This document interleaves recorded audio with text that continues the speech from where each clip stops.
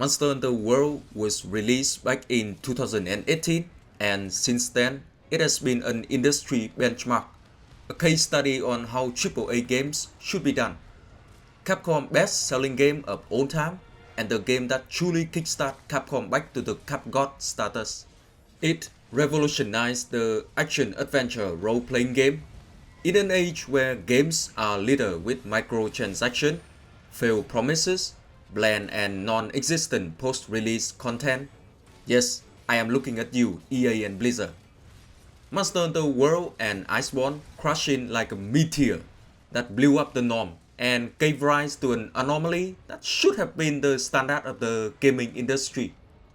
The amount of contents we get from this game, on release and post-release, make every Western game's DLC looks like Overwatch 2.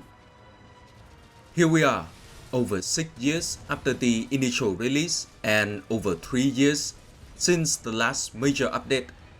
World once again rises up to prove once and for all it is the best game in this entire series, bar none. Even before the coming back to World movement from Capcom, World player base has always been active.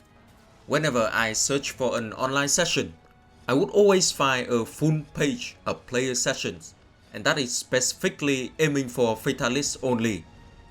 Then when information about Monster Hunter Wilds become more and more apparent, the curiosity will draw in new hunters, while nostalgia and thirst for new set of drips will bring back veteran hunters. There's no doubt about that. What truly makes World and Iceborne stand out from every previous incarnation of the series is the authentic, lively and truly immersive environment in every locale. When you are hunting or exploring, the locale around you does not feel like a simulation that is only alive at the spot you are at, but it is an intricate ecosystem that is densely populated with different organisms that interact with each other throughout the day. While hunting a great jackass, I can see Rathalos and Rathian hunting, drinking water. Meanwhile, a Puke getting demolished by an Anjanat or literally anything bigger than a Boonfango. You can see here I follow Anjanat to observe its daily activities, from stalking its prey and hunting, drinking water, going to sleep every day around early afternoon, marking its territory with mucus. Still gross, but I guess that is better than peeing everywhere. And hear me out.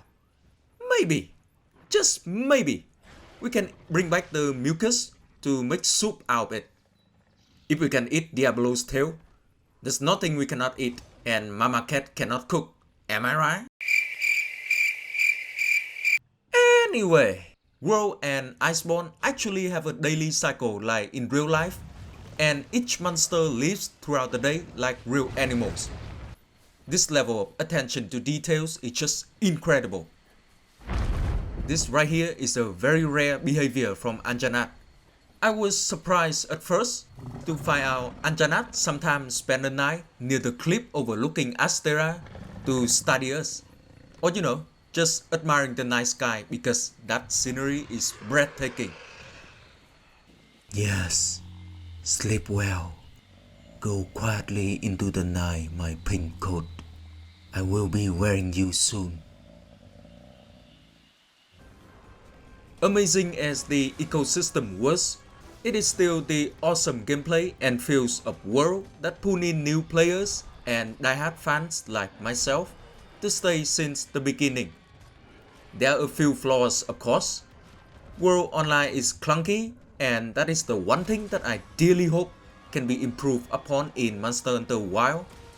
Maybe a combination of World SOS system and Rise rejoining and no penalty upon disconnection. But World Online is not unplayable. The clutch claw mechanic is annoying, but it can be worked around in several ways with the mentors or good understanding of monsters' behavior. In another word, just get good. There's a case to be made about that argument as old as time between World's Combat and Rise Combat.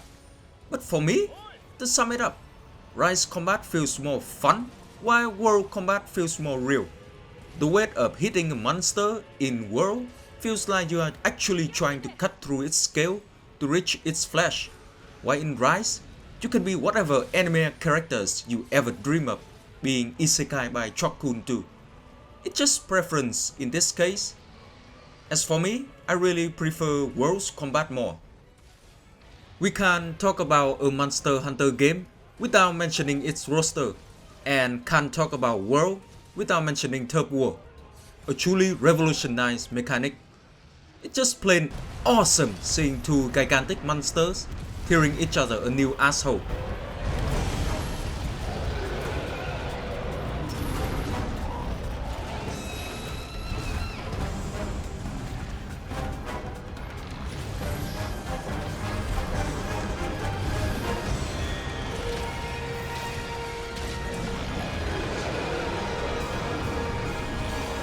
Woo! That was awesome! For the roster, Generation and Generation Ultimate, Rise and Sunbreak both have fantastic rosters. The Fated Four with Glavenus, Astalos, Mizuzune and Gamot, the Van Helsing Trio, Malzeno, Lunagaron and Garangom, not to mention returning favorites such as Valstrak and Gore Magala. They are all amazing. But World and Iceborne's roster is just something special. The trio of Anthem, Fatalis and Shred Demise, Alatreon Eschaton Judgment, and Safijiva Sapphire of the Emperor. My god, those are cool names.